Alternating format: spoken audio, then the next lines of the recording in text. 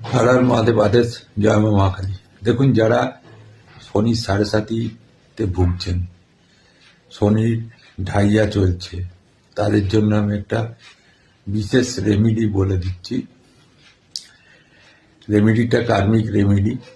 আপনি নিত্য করতে পারলে খুব ভালো, অথবা যদি সম্ভব না হয় তাহলে আপনি শনিবারও যদি করতে পারেন তাহলেও কিন্তু আপনি যৎকিঞ্চিৎ শুভ ফল পাবেন। দেখুন, শনিদেবের আধিপত্য থাকে কাকের ওপরে, ঠিক আছে? কিন্তু বর্তমান অবস্থায় কাক প্রায় দেখাই যায় না বলতে গেলে, বলা চলে, তবুও দেখা যায়। সেই কাককে যদি আপনি শনিবার খাওয়াতে পারেন, কি খাওয়াতে হবে? বিস্কুট খাওয়ালে হবে না, ঠিক আছে? রুটি ছিঁড়ে ছিঁড়ে খাওয়ালে হবে না, ওসবে তো শনিদেব প্রসন্ন হন না।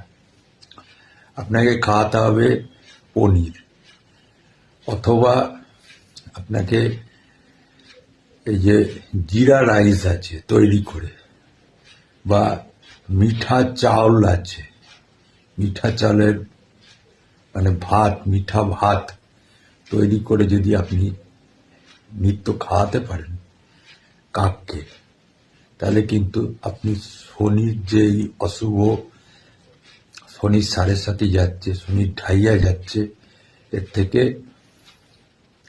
অনেক অংশে আপনি মুক্তি পেয়ে যাবেন। কিন্তু সর্বক্ষণ মনে রাখবেন, শনি কার্মিক গ্রহ। আপনি যেরকম কর্ম করবেন বা করে এসছেন, তার ভোগান্তির ফল কিন্তু এই শনিদেব আপনার এই শনির সাড়ে সাতিতে বা ঢাইয়াতে আপনাকে দিয়ে যাবে।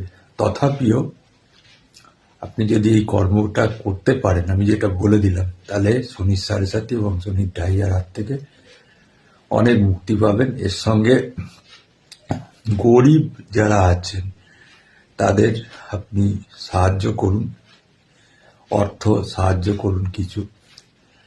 এবং যে সমস্ত মিউনিসিপ্যালিটির যে সুইপাররা আছেন, বা আপনার বাড়িতে যে সুইপিং করে সুইপাররা আছেন, বা আপনার ফ্যাক্টরিতে যেসব লেবার শ্রেণীর লোকেরা আছেন, আপনাকে রিক্সা করে যিনি পৌঁছে দেন স্টেশনে, বা আপনার যে ড্রাইভার আছে, তাদের পয়সাটা দয়া করে মারবেন না, বরং উল্টে কিছু দিন। এতে কিন্তু শনিদেব প্রসন্ন হয়ে আপনাকে আশীর্বাদই করবেন। হরি ওম তৎসৎ।